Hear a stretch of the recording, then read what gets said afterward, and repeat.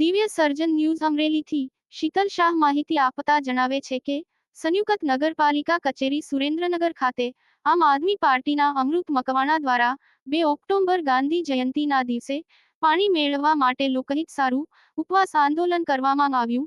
અનેક રજૂઆતો કરી, અરજીઓ તથા રેલીઓ અને ધરણા કર્યા છતાં પણ પાણી ના મળતા સુરેન્દ્રનગર શહેરના અનુસૂચિત જાતિ વિસ્તાર અને છેવાડાના વિસ્તારની પ્રાથમિક સુવિધાઓના અભાવ સામે એક દિવસીય ઉપવાસ આંદોલન કરવામાં આવ્યું. દિવસ દરમિયાન રેન્ટીઓ કાંતિને નો વિરોધ દર્શાવ્યો હતો. દિવ્ય સર્જન ન્યૂઝ કેમેરામેન સુધીર રાણપુરા સાથે શીતલ શાહ, અમરેલી. નમસ્કાર સર, હું દિવ્ય સર્જનમાંથી શીતલ શાહ છું. આપણે આ આંદોલન શેના માટે કર્યું છે સર?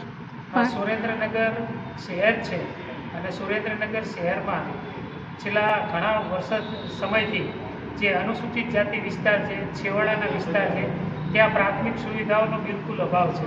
ખાસ કરીને સંત સવાઈના ટાઉનશીપ હોય, ઠાકરનગર હોય, જીઆઈડીસીનો વિસ્તાર હોય, આ વિસ્તારમાં આ નગરપાલિકા આજ સુધી પાણીનું એક ટીપું પહોંચાડી શક્યા નથી. એટલે ગમે એટલી મોટી વાતો થતી હોય પણ હું તો સ્પષ્ટ શબ્દોમાં કહું છું કે આ નગરપાલિકાનું તંત્ર અને શાસન વ્યવસ્થા બિલકુલ નપાણી છે કે જે સામાન્ય પરિવારો રહે છે, શ્રમજીવી પરિવારો રહે છે, ત્યાં પાણી પણ પહોંચાડી શક્યા નથી.